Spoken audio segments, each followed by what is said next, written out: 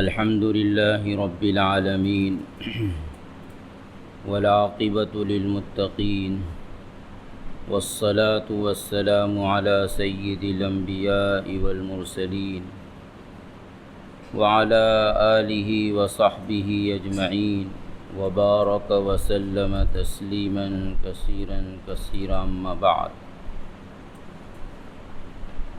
فأعوذ بالله من الشيطان الرجيم بسم الله الرحمن الرحيم وإن تطع أكثر من في الأرض يضلوك عن سبيل الله صدق الله العظيم وصدق رسوله النبي الكريم۔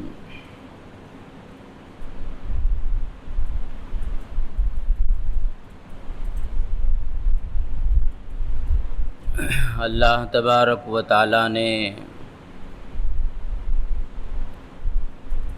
ہمیں جس دین سے وابستہ کیا ہے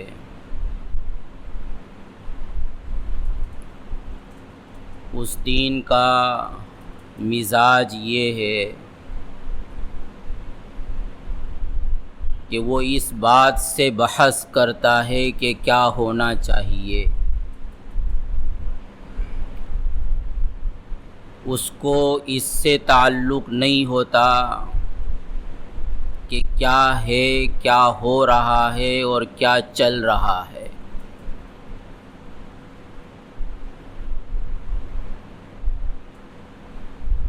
قرآن مجید میں اللہ تبارک و تعالیٰ نے نبی کریم صلی اللہ علیہ وسلم کو خطاب کرتے ہوئے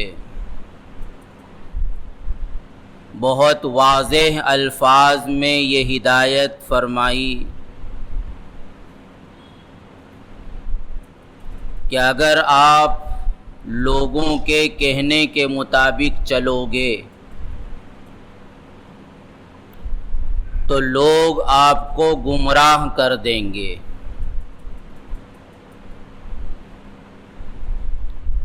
جس کا صاف مطلب یہ ہے کہ اسلام کا مزاج یہ نہیں ہے کہ وہ ہواؤں کے رخ کو دیکھ کر اپنا فیصلہ سنائے،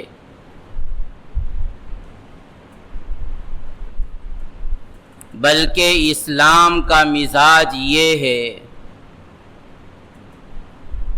کہ وہ حقائق کو دیکھتا ہے، وہ یہ دیکھتا ہے کہ فیکٹ کیا ہے، حقیقت کیا ہے اور ہونا کیا چاہیے۔ کسی نے کہا ہے کہ واٹ از، یہ اسلام کا موضوع نہیں ہے کہ کیا ہے، کیا ہو رہا ہے، کیا چل رہا ہے، بلکہ واٹ ٹو بی، کیا کرنا چاہیے ہمیں، اور ہماری زندگی کا رخ کیا ہونا چاہیے۔ یہ ہے نبوی مزاج اور یہ ہے اسلام کا مزاج۔ چنانچہ ہم نبی کریم صلی اللہ علیہ وسلم کی پوری سیرت پر اگر نظر دوڑائیں گے تو ہمیں یہ بہت واضح طور پر سمجھ میں آئے گا کہ آپ نے ہمیشہ اس چیز کا اعلان کیا ہے اور ان چیزوں کی طرف لوگوں کو بلایا ہے جو حقیقت ہے اور جو ہونا چاہیے، اور آپ نے اس کی کوئی پرواہ نہیں کی کہ کیا ہو رہا ہے اور ماحول کیا ہے اور لوگوں کی چاہت کیا ہے۔ نبی کریم صلی اللہ علیہ وسلم کا نبوت اور رسالت ملنے کے بعد سب سے پہلا اعلان تھا توحید کا، لا الہ الا اللہ، کہ اللہ کے سوا کوئی معبود نہیں ہے، عبادت کی جائے گی تو فقط اللہ کی عبادت کی جائے گی، مرادیں مانگی جائیں گی تو فقط اللہ سے مرادیں مانگی جائیں گی، نذر و نیاز اور قربانیاں کی جائیں گی تو وہ فقط اللہ کے لیے کی جائیں گی، کسی اور کے لیے نہیں کی جائیں گی۔ ظاہر ہے کہ نبی کریم صلی اللہ علیہ وسلم کا یہ توحید کا اعلان اس ماحول میں ہو رہا تھا کہ جس ماحول میں شرک کے علاوہ کسی طرح کی توحید کا کوئی تصور دور دور تک موجود نہیں تھا۔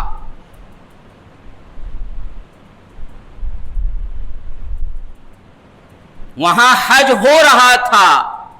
لیکن غیر اللہ کے لیے ہو رہا تھا، وہاں عبادتیں ہو رہی تھیں لیکن بتوں کے لیے ہو رہی تھیں، وہاں قربانیاں کی جا رہی تھیں لیکن بتوں کے نام پر کی جا رہی تھیں۔ غرض یہ کہ عبادات کے تعلق سے جو بھی تصور موجود تھا اور شریعت ابراہیمی کی جو بھی سنتیں ان کے درمیان کسی درجے میں باقی تھیں، ان سب میں شرک داخل ہو چکا تھا۔ ظاہر ہے کہ اگر اسلام کا مزاج یہ ہوتا کہ وہ یہ دیکھے کہ کیا ہے، تو اس وقت تک ہرگز یہ تقاضا نہیں تھا کہ جب چاروں طرف شرک کا ماحول ہے اور ہر عبادت میں شرک داخل ہو چکا ہے، تو پھر وہاں فقط اور فقط توحید کا اعلان کیا جائے اور یہ کہا جائے کہ اللہ کے علاوہ کسی کی بھی عبادت نہیں کی جائے گی۔ یہ وقت کا تقاضا اگر دیکھا جائے تو نہیں تھا۔ اگر کیا ہے اور کیا ہو رہا ہے اور کیا چل رہا ہے، اگر نبی کی نبوت کا مزاج یہی ہوتا تو ہرگز اس موقع پر اللہ کے رسول صلی اللہ علیہ وسلم توحید کا اعلان نہ فرماتے، لیکن چونکہ نبوی مزاج یہ نہیں تھا، نبوی مزاج تو یہ ہے کہ کیا ہونا چاہیے، تو اس لیے اللہ کے رسول صلی اللہ علیہ وسلم نے ان چاروں طرف شرک کے ماحول میں بھی توحید کا اعلان فرمایا۔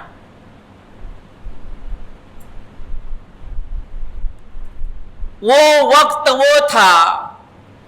کہ جہاں لوگوں کے درمیان قبائلی عصبیت کوٹ کوٹ کر بھری ہوئی تھی، ذات اور برادری کا فرق موجود تھا کہ یہ فلاں خاندان سے تعلق رکھتا ہے، اس کا تعلق فلاں برادری سے ہے، یہ شریف خاندان کا ہے، یہ رذیل خاندان کا ہے۔ خاندانی نسبتوں کے اعتبار سے اور پیشوں کے اختلاف کے اعتبار سے لوگوں کا مرتبہ اور لوگوں کا درجہ پہچانا جاتا تھا۔ کچھ قبائل تھے جو اعلیٰ خاندان کے شمار ہوتے تھے اور کچھ قبائل تھے جو نچلے خاندان کے شمار ہوتے تھے، تو وہاں یہ تفریق موجود تھی کہ اگر بڑے خاندان کا کوئی آدمی کوئی جرم کرتا تو اس کے لیے ایک الگ سزا تھی یا اس کے لیے ایک الگ قانون تھا، اور اگر چھوٹے خاندان کا نچلی برادری کا کوئی آدمی وہی گناہ کرتا تو اس کے لیے دوسرا قانون تھا، اس کے لیے دوسری سزائیں تھیں۔ اور عصبیت کہ میرا خاندان، میری قوم اور میرا قبیلہ یہ ایسی کوٹ کوٹ کر بھری ہوئی تھی کہ اگر آدمی کو صاف نظر آتا کہ یہ میرا آدمی ظلم کر رہا ہے، میری قوم کے لوگوں پر ظلم کر رہے ہیں، تو اس کے باوجود جبکہ کھلم کھلا ظلم ہو رہا ہوتا تھا، لیکن اس وجہ سے ساتھ دیا جاتا تھا کہ یہ میرے قبیلے کا آدمی، یہ میری برادری سے تعلق رکھتا ہے، میرے خاندان کا آدمی ہے، تو چاہے یہ ظلم کر رہا ہوگا، میری حمایت اور میرا ساتھ اس کے لیے ہوگا۔ اور اسی موقع کا یہ نعرہ تھا کہ انصر اخاک ظالما او مظلوما، کہ بس اپنے بھائی کی مدد کرنا ہے، یہ مت دیکھو کہ تمہارا بھائی مظلوم ہے، اس پر ظلم ہو رہا ہے، یا وہ ظالم ہے، وہ خود کسی پر ظلم کر رہا ہے۔ نہیں، وہاں حمایت کا معیار، مدد کا معیار، سپورٹ کرنے کا معیار اخوت تھی، قبائلی نسبتیں تھیں، خاندانی اور برادری کے تعلقات تھے۔ وہاں یہ نہیں دیکھا جاتا تھا کہ کون ظالم ہے اور کون مظلوم ہے، وہاں یہ نہیں دیکھا جاتا تھا کہ کون حق پر ہے اور کون ناحق پر ہے۔ اس ماحول میں اللہ کے رسول صلی اللہ علیہ وسلم نے یہ اعلان فرمایا کہ کلکم من آدم و آدم من تراب، کہ لوگوں سن لو، خاندانوں کے اعتبار سے، برادریوں کے اعتبار سے اور قبائلی نسبتوں کے اعتبار سے لوگوں کے درمیان کسی طرح کی کوئی تفریق نہیں ہے، تم سب کے سب ایک باپ کی اولاد ہو، تم سب کا رشتہ آدم علیہ السلام سے جا کر جڑتا ہے، لہذا یہ خاندانی اور برادریوں کی کسی طرح کی کوئی تفریق یہ کسی طرح قابل قبول نہیں ہوگی۔ اور آدم مٹی سے پیدا ہوئے تھے، لہذا تم سب کی سرشت میں اور تم سب کے مادہ تخلیق میں مٹی کا دخل ہے، لہذا کسی کو کسی پر فخر کرنے کا کسی طرح کا کوئی حق نہیں پہنچتا۔ اور قرآن نے اعلان کیا ان اکرمکم عند اللہ اتقاکم، کہ یہ تمہارے درمیان جو خاندانی تفریق ہے یہ تو فقط شناخت کے لیے ہے، تعارف کے لیے ہے، اپنی پہچان کے لیے ہے کہ کون کس خاندان کا ہے، ورنہ اللہ کے یہاں کسی کو کسی پر کوئی برتری اور فضیلت حاصل نہیں۔ ہاں، جس کی زندگی کا رخ اس راستے پر ہوگا جو رخ خود پیدا کرنے والے نے متعین کیا ہے، تو وہ اللہ کے نزدیک مکرم ہوگا، معزز ہوگا، ورنہ خاندان کے اعتبار سے کوئی تفریق نہیں ہوگی۔ اور اس موقع پر اللہ کے رسول صلی اللہ علیہ وسلم نے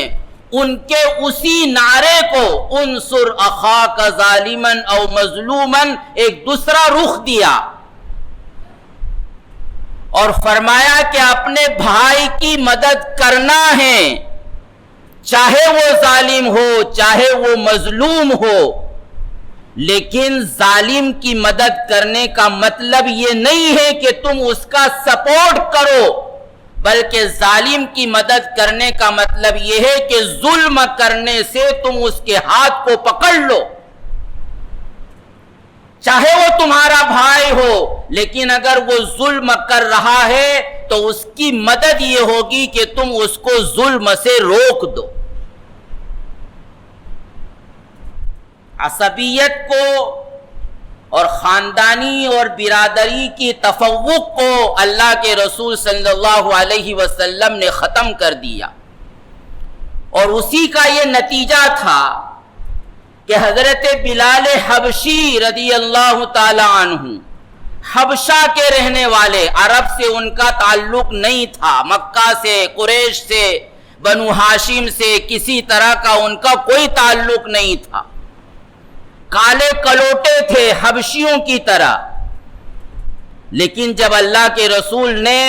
ان خاندانی نسبتوں کو اور لسانی تفریق کو اور رنگ و نسل کے اعتبار سے فرق کرنے کو ختم کر دیا، تو یہی حضرت بلال رضی اللہ تعالی عنہ، ابو بکر صدیق رضی اللہ تعالی عنہ جیسا اعلیٰ آدمی،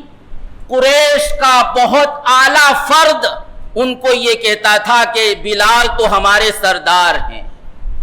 عمر فاروق جیسا قریش کا ایک جوان مرد اور بہادر آدمی حضرت بلال کو کہتا تھا کہ یہ ہمارے سردار ہیں۔ اور نبی کریم صلی اللہ علیہ وسلم نے عورتوں کے حقوق کی بازیابی فرمائی۔ یہ وہ معاشرہ تھا کہ جس میں عورتوں کا کسی طرح کا کوئی حق نہیں تھا، وہ ایک عام جانور کی سی زندگی گزارتی تھی، معاشرے میں نہ ان کی کوئی اہمیت تھی اور نہ خاندان میں ان کا کوئی مقام تھا، حتیٰ کہ اگر باپ مر جاتا تھا تو باپ کی میراث وہ بیٹوں کے درمیان تقسیم ہوتی تھی، اس میراث میں بیٹی کا، بہن کا، بیوی کا کسی طرح کا کوئی حق نہیں ہوتا تھا۔ اور بیوی کا معاملہ یہ تھا کہ بیٹا بیوی کا وارث بن جاتا تھا، یعنی وہ اگر اس کی سوتیلی ماں ہوتی تو وہ اپنے باپ کے بعد اسی کو اپنی بیوی بنا لیتا،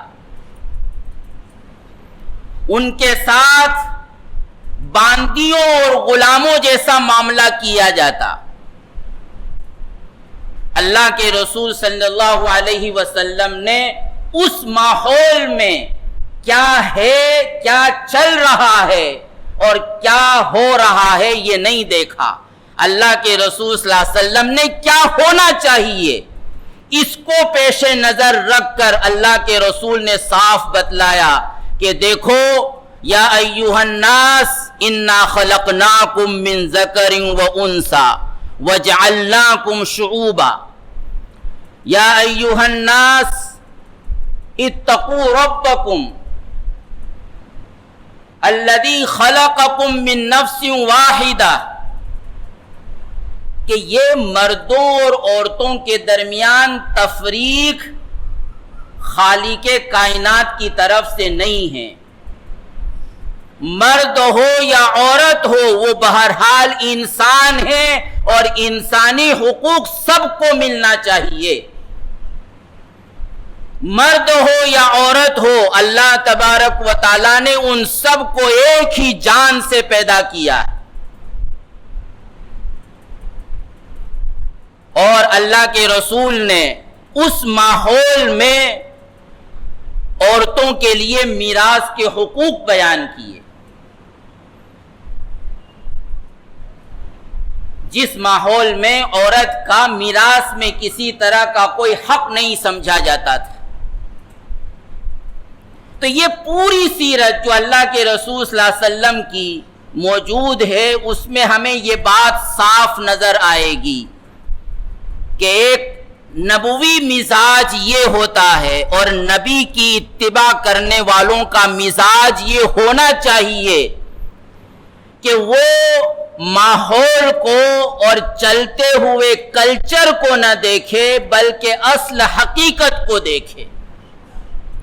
اور اسی اعتبار سے وہ اپنی زندگی کے رخ کو متعین کرے۔ لیکن دوستو، آج ہم مسلمان ہیں اور ہمیں مسلمان ہونے پر اللہ تبارک و تعالیٰ کا شکر ادا کرنا چاہیے،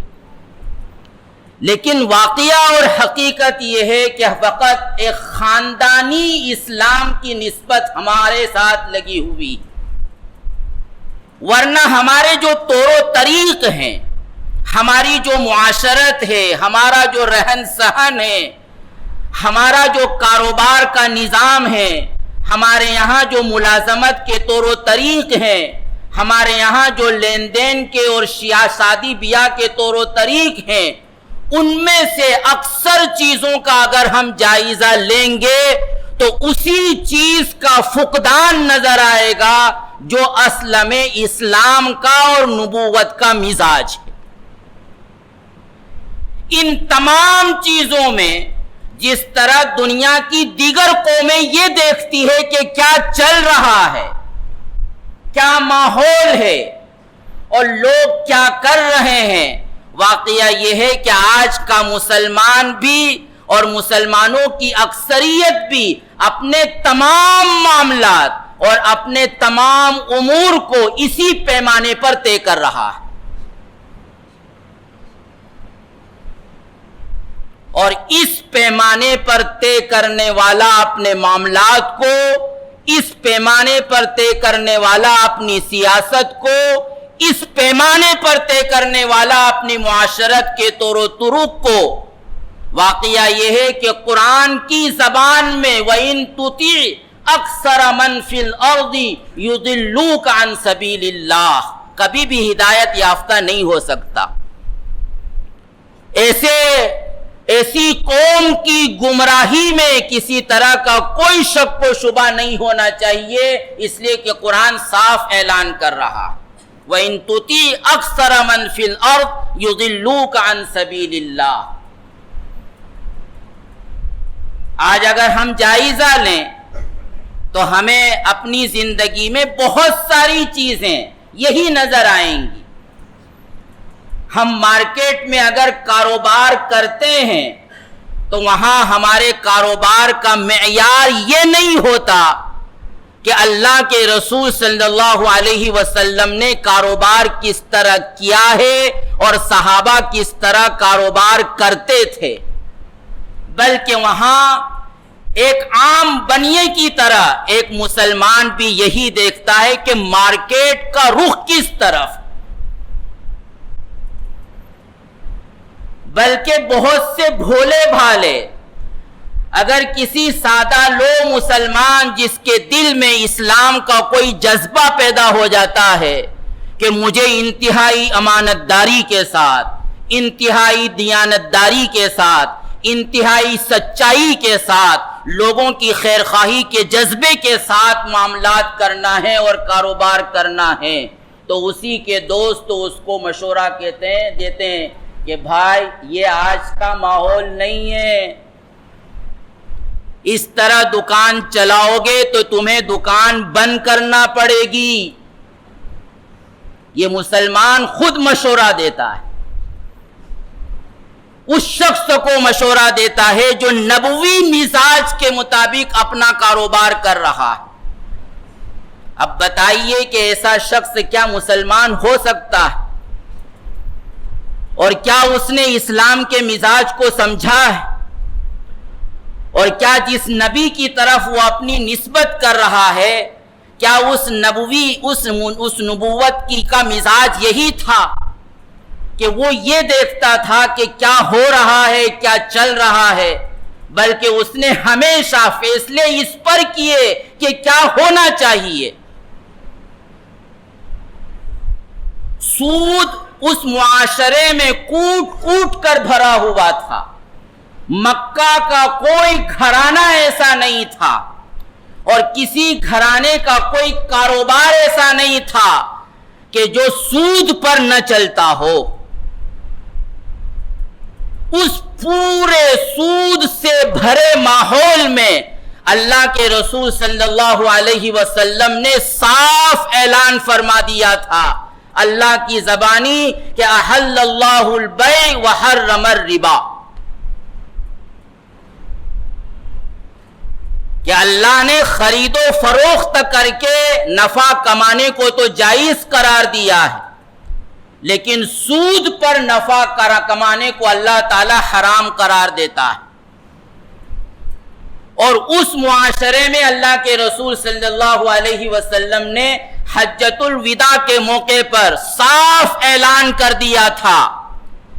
کہ آج تک جن لوگوں کی بھی سود کی ادائیگی باقی ہے، میں اس وقت اعلان کرتا ہوں کہ آج کے بعد کسی سے کوئی سود کا مطالبہ نہیں کیا جائے گا. ہاں، جو اصل قرض ہے اس کا مطالبہ کیا جائے گا، لیکن اس پر جو سود چڑھا ہوا ہے آج کے بعد کوئی سود کا مطالبہ نہیں کرے گا. اور آپ نے اپنی ذات سے اور اپنے خاندان سے اس کی شروعات فرمائی اور کہا کہ سب سے پہلے میں عباس کا قرض معاف کرتا ہوں، کہ میرے چچا عباس کے جتنے بھی سودی قرضے لوگوں پر ہے ان کی طرف سے آج کے بعد کوئی سود کا مطالبہ نہیں کیا جائے گا، سب سود معاف. تو وہ سودی ماحول میں اللہ کے رسول صلی اللہ علیہ وسلم یہ اعلان فرما رہے ہیں. اور آج مسلمانوں کا مزاج یہ ہے کہ سود کے بغیر تو کاروبار چل نہیں سکتا. ہم بڑا کاروبار سود کے بغیر نہیں کر سکتے. کس نے کہا کہ آپ بڑا کاروبار کریں؟ یہ کون سی شریعت ہے اور کون سے نبی کی سنت ہے کہ تم بڑا اور بڑے پیمانے پر کاروبار کرو گے تبھی جا کر تمہارا گھر چلے گا؟ اور کیا دنیا میں تمام لوگ بڑے کاروبار کر رہے ہیں؟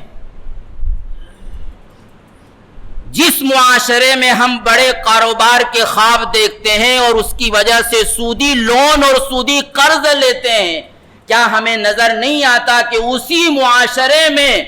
فٹ پاتھ پر ایک سوکھی روٹی کھا کر سونے والے بھی موجود ہیں اور ان کی بھی زندگیاں گزر رہی؟ اسی معاشرے میں بہت سے یتیم اور بیوائیں ہیں کہ جو بھوکے سو جاتے ہیں، ان کی بھی زندگی گزر رہی.